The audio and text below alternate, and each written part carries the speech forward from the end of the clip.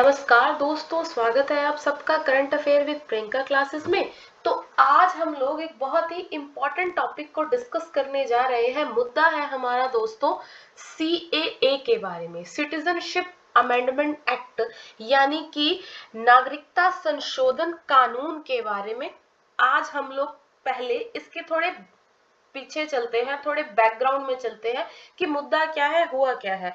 दरअसल क्या हुआ था, 2019 में ये सिटीजनशिप अमेंडमेंट एक्ट आया था, जिसके तहत केंद्र सरकार ये चाहती थी, केंद्र सरकार का कहना ये है कि भारत से सटे हुए 3 देश जो कि हैं आपके अफगानिस्तान, बांग्लादेश और पाकिस्तान से जो प्रताड़ित अल्पसंख्यक समुदाय है, यानी कि उनका ये मानना है कि वहां पर इन लोगों को प्रताड़ित किया जाता है, यानी कि वो लोग मिनॉरिटी में है, थोड़ी कम मात्रा में है, तो उनकी सुनवाई नहीं होती और उनको अच्छे से वहां पर रहना नहीं, खाना नहीं। तो इस तरीके से ये बोलते हैं कि हम लोगों को जो आपके कुछ एक समुदाय है, वो समुदाय कितने हैं, वो टोटल नंबर में 6 बताते हैं, ठीक है। हिंदू, सिख, बौद्ध, जैन, पारसी और ईसाई। तो इन 6 समुदायों की, ये 6 कम्युनिटी के लोगों को जो हमारी भारत सरकार है वो नागरिकता प्रदान करेगी। और वो जो नागरिकता कैसे प्रदान होगी, उसके रूल्स 11 मार्च को आपको, उसके रूल जो है आपके 11 मार्च को अभी हाल ही में जारी किए गए हैं केंद्र सरकार के द्वारा। और इसमें ये भी कहा गया है कि जो ये आपके जो समुदाय है, बेसिकली ये नहीं है कि जो जो भी आपके मतलब कि जो भी कोई लोग होंगे वहां से, हिंदू, मुस्लिम, सिख, वो कभी भी आकर कभी भी नागरिकता हासिल है। उसके लिए भी एक डेट फाइनल उन्होंने 2019 में बताई थी कि जो ये 6 समुदाय के आपके जो लोग हैं 31 दिसंबर 2014 से पहले भारत में जो आए थे, उनको नागरिकता प्रदान करनी थी इसमें, ठीक है। तो ये बात आप लोगों ने मेंशन रखनी है, याद रखनी है, ठीक है, कि 31 मार्च 2014 से पहले जो लोग भारत में आए थे, ये 6 समुदाय के और 3 देशों से, उन्हीं को ही यहाँ पर नागरिकता दी जाएगी। तो 2019 में ये एक्ट आया था दोस्तों, तो उस पर बहुत सारे याचिकाएं आई, फिर इस पर स्टे लग गया। तो उसके बाद हाल ही में अभी हमारी केंद्र सरकार ने फिर से इस पर हमारी फिर से इस पर चर्चा हुई और इसके लिए रूल्स आए हैं कि वो जो लोग हैं, ये जो 6 समुदाय के लोग हैं, वो कैसे इस पे नागरिकता हासिल कर सकते हैं। दरअसल जैसे कि पहले अगर आप बात करें, किसी व्यक्ति को अगर भारत में नागरिकता हासिल करनी है तो उसे कम से कम 11 सालों तक भारत के लिए, भारत में रहना होगा। या अलग अलग एक्ट में अलग अलग प्रोविजन बता रखे हैं बाय बर्थ पे, मतलब कि हर एक चीज के लिए उसमें अलग नॉर्म्स दे रखे हैं। तो इसमें उन्होंने ये थोड़ी मतलब कि आपके चेंजेस कर दिए इसमें, कि जैसे ये जो व्यक्ति होंगे, ये 6 समुदाय के, वो 11 साल न रहकर 5 साल रहे, और भी बहुत सारे रूल्स दे रखे हैं। तो उसी पर ही आज के केस में हम लोग, आज के टॉपिक में हम लोग डिस्कस करेंगे। तो जो सुप्रीम कोर्ट है हमारा, उसने इस मुद्दे पर अपनी क्या राय दी है, या क्या फैसला किया है, या क्या बातें हुई हैं आज के आपके सेशन में, तो हम लोग इस पर चर्चा करेंगे दोस्तों। तो आप लोग आपकी स्क्रीन पर देख ही सकते हो कि Supreme Court issued notice to centre on plea challenging Citizenship Amendment Act, यानी कि आपके जो सुप्रीम कोर्ट है उसने सेंट्रल गवर्नमेंट को नोटिस जारी किया है कि जो भी आपकी जो प्लीज आ रही है, यानी कि जो याचिकाएं आ रही हैं, किसके लिए, आपके सिटीजनशिप अमेंडमेंट एक्ट के लिए। तो इसमें आप लोग देख सकते हो कि जो आपके 12 मार्च को जो याचिका, 12 मार्च तक जो 12 मार्च को आपके जो ये बिल आया था, सिटीजनशिप अमेंडमेंट रूल्स आए थे, उसके खिलाफ जो आपकी याचिकाएं आई है, तो उसके बारे में इन्होंने सेंट्रल गवर्नमेंट को नोटिस जारी किया है। तो जिसमें इस नोटिस पर ही, इसी आपके मुद्दे पर ही लेकर आज एक बेंच हुई थी दोस्तों, ठीक है। तो एक 3 जजेस बेंच थी, जिसको प्रोसीड कर रहे थे आपके भारत के चीफ जस्टिस, जिसकी आपकी पिक्चर आप अपनी स्क्रीन पर देख सकते हो, डीवाई चंद्रचूड़ की। तो इसमें डीवाई चंद्रचूड़ भी थे और 2 और आपके जजेस थे, सीनियर मोस्ट जजेस थे, वो याद रखिएगा। और इसमें आपके भारत सरकार की तरफ से जो प्रोसीड कर रहे थे, सेंट्रल गवर्नमेंट की तरफ से, वो थे भी आपके सॉलिसिटर जनरल तुषार मेहता। उन्होंने ये कहा है दोस्तों कि जो आपकी जो याचिकाएं आई हैं वो 236 आई हैं समथिंग, और जो आपके आपके जो रूल्स पर जो प्लीज आई है वो लगभग 20 है, ठीक है, यानी कि 20 के समथिंग है। तो उन्होंने ये आपके लिए, उन्होंने ये बेसिकली मुद्दा उठाया है कि हमें इन पर सुनवाई करने के लिए, हमें इन पर काम करने के लिए कम से कम हमें 4 हफ्ते का समय दिया जाए। और आपके सोलिसिटर मेहता, मतलब कि सोलिसिटर जनरल है जो आपके तुषार मेहता, उन्होंने ये भी बोला है कि इसमें किसी भी व्यक्ति की नागरिकता को खोने का कोई मुद्दा नहीं है, और ना ही हम लोग कोई नए व्यक्तियों को इसमें आपके लिए आपके देश में ला रहे हैं। उन्होंने सिर्फ ये बोला है कि जो 2014 से पहले जो व्यक्ति आए थे, सिर्फ उन्हीं के बारे में विचार किया जा रहा है, इसमें और किसी चीज के बारे में कोई भी चीज आपके सामने नहीं तय की गई है। तो ये आपकी स्क्रीन पर तुषार मेहता की पिक्चर आप लोग देख सकते हैं दोस्तों। तो इसी के साथ ही आपके जो पिटिशनर्स हैं, यानी कि जिन्होंने आपकी याचिकाएं दी है, उसके जो सीनियर एडवोकेट जनरल है उनकी तरफ से, जिनका नाम है अभी इंदिरा जयसिंह, उन्होंने ये मुद्दा उठाया है कि जब तक कोई भी इस केस पे कोई भी मुद्दा नहीं, मतलब कि कोई भी फैसला नहीं आ जाता सुप्रीम कोर्ट की तरफ से, तो वो ये जो सेंट्रल गवर्नमेंट है किसी को भी नागरिकता ना दे, इनका ये मानना था। लेकिन जो आपके सीजीआई है, हमारे चीफ जस्टिस ऑफ इंडिया, उन्होंने ऐसा कोई भी इनको बेसिकली कोई भी अप्रूवल नहीं दिया कि हम लोग इस पर स्टे लगा देंगे, ऐसा कुछ भी नहीं होगा। और लेकिन सिर्फ उन्होंने ये बोला है आपके सुप्रीम कोर्ट ने कि आपको ये जितनी भी याचिकाएं हैं ना, जो भी आपके प्लीज आई हैं, इन सब पर आपको जल्दी से जल्दी रिप्लाई करना है, और एक डेट मेंशन कर दी है, जो भी सारा का आपका कलेक्ट, मतलब कि जो भी आप लोगों को डेटा इकट्ठा करना है वो आपको 2 अप्रैल तक सबमिट करना होगा, और उसके बाद 9 अप्रैल को इसकी अगली हेयरिंग की डेट दे दी है। तो ये मुद्दा था आज का, ये हम लोगों ने इस टॉपिक को डिस्कस करा। CAA मुद्दा याद रखिएगा दोस्तों, बेसिकली सिटीजनशिप अमेंडमेंट एक्ट का है। तो कौन कौन इसमें इंक्लूडेड है, कौन कौन मतलब कि जजेस के जो नाम है, ये हमारे लिए इंपॉर्टेंट बनते हैं, कई बार एग्जाम्स में पूछ लेते हैं, तो याद रखेंगे कितने जजेस की बेंच थी, 3 जजेस की बेंच थी, ये भी हम लोगों से कई बार पूछ लेते हैं, तो याद रखिएगा। इसको हेड कौन कर रहा था, DY चंद्रचूड़ थे, जिसमें 2 जजेस और थे, JB पार्डीवाला और मनोज मिश्रा। ठीक है, तो ये हम लोगों ने ये टॉपिक डिस्कस करा। तो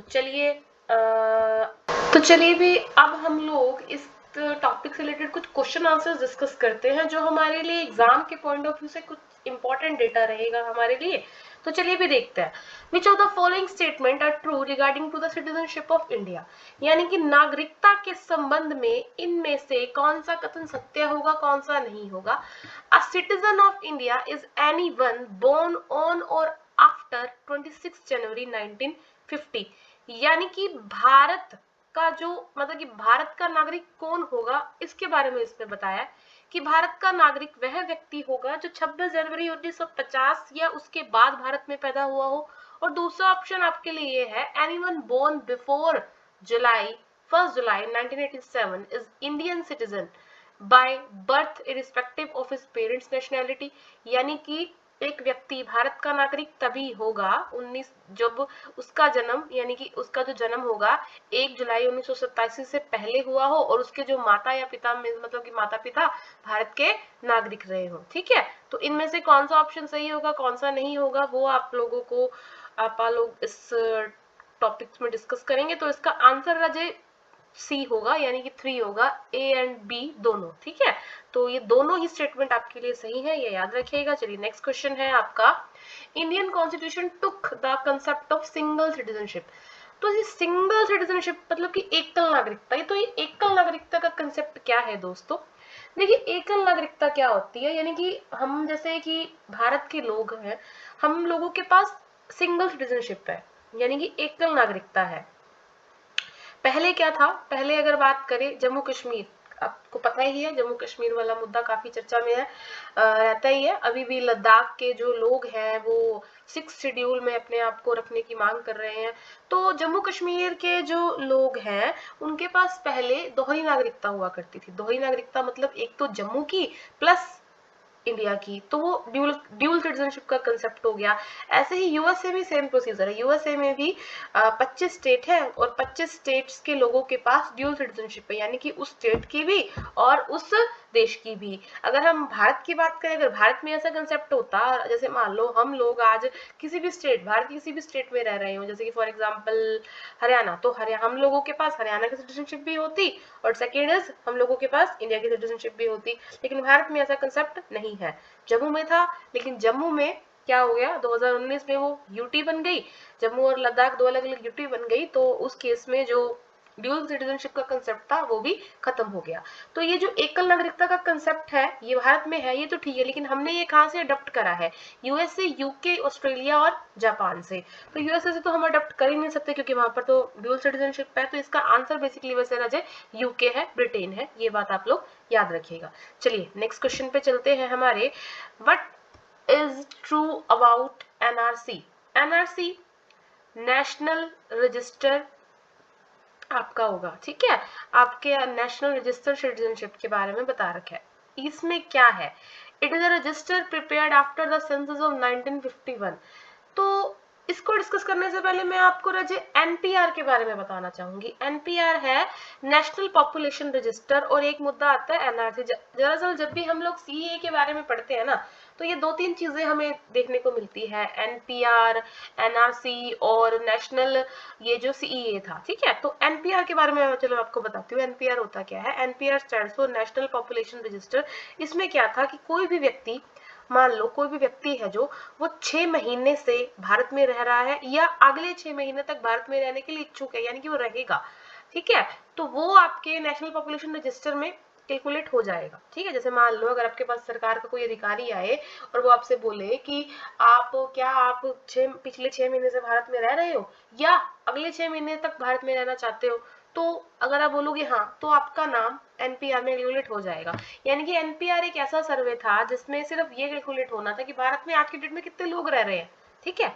और एनआरसी वो था कि जिसमें आपको भारत के हो इसका प्रूफ देना पड़ता है, ठीक है। इसमें आपको कोई ना कोई डॉक्यूमेंट्स आपको शेयर करने पड़ते हैं। हालांकि जो एनपीआर में अगर आप बोलोगे कि हाँ मैं भारत में रह रहा हूँ, तो इसमें आपको कोई डॉक्यूमेंट वेरीफाई नहीं करवाना पड़ेगा, आपसे कोई डॉक्यूमेंट नहीं लेगा वो, लेकिन एनआरसी में लेगा, ठीक है।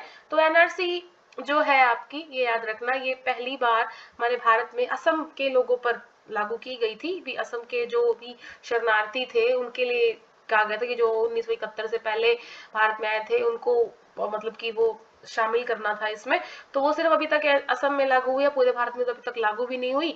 तो वैसे एनआरसी है क्या, इसके 3 स्टेटमेंट आपको दे रही हैं, इसके बारे में आपको बताना है। It is a resistor prepared after the census of 1951।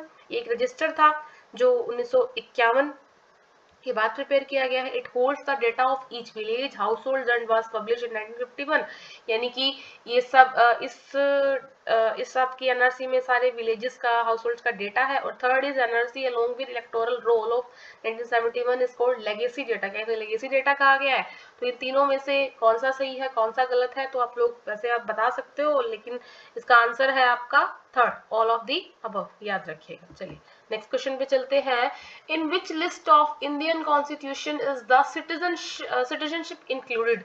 देखो सिटीजनशिप मीन्स कि नागरिकता, जो ये नागरिकता है ना आपकी, ये एक सब्जेक्ट है। देखो भारत के पास हम लोग जब भी संविधान बना रहे थे तो क्या होता है कि हर एक चीज, हर एक मुद्दे पर किसी न किसी को क्या दे दिया, अधिकार दे दिया उस पर कानून बनाने का। वो आपका जो ये जो अधिकार है ये रखे गए भारत की अनुसूची 7 में। अनुसूची 7 हमें ये बताती है कि उसमें शक्तियों का बंटवारा दे रखा है, यानी कि basically state list, union list और कंकरेंट लिस्ट। स्टेट लिस्ट वो होती है जिस पर कानून बनाने का, यानी कि उन मुद्दों पर, उन विषयों पर कानून बनाने का अधिकार सिर्फ स्टेट गवर्नमेंट को है, यानी कि राज्य सरकार को है। और यूनियन लिस्ट ऐसे मुद्दे जिन पर कानून बनाने का अधिकार यूनियन गवर्नमेंट को है। और कंकरेंट लिस्ट ऐसे मुद्दे जिन पर कानून दोनों बना सकते हैं, स्टेट भी और आपके यूनियन भी, ठीक है, यानी कि सेंट्रल गवर्नमेंट। तो जो आपकी सिटीजनशिप है वो किसका मतलब पूछ रहे हैं, वो किसका पार्ट है, यानी कि किस लिस्ट में आती है, स्टेट, यूनियन या कंकरेंट। तो इसका आंसर होगा आपका बी राजे, यूनियन लिस्ट, ठीक है। चलिए नेक्स्ट क्वेश्चन पे चलते हैं। The constitution define citizen at, the constitution के थ्रू सिटीजन क्या है, यानी कि मतलब आपको सिटीजन यानी कि जो नागरिकता है, वो नागरिक है वो कौन है, नागरिक कौन होगा भारत का, ठीक है। Any person born in India, एक व्यक्ति जो भारत में रह रहा, मतलब कि भारत में पैदा हुआ है। दूसरा, any person who spends more than 5 year in India, यानी कि एक व्यक्ति जो भारत में 5 साल से ज्यादा रह रहा हो। Any person who is born in India और is her parents are born in India, यानी कि एक व्यक्ति जिसके माता पिता वो खुद रह रहा हो या उसके माता पिता, भारत में रह रहे हो या पैदा हुए हो या भारत में वो व्यक्ति पैदा हुआ हो। और चौथा, constitution define does not define citizen. Constitution है जो आपका संविधान है वो नागरिक शब्द को डिफाइन नहीं करता।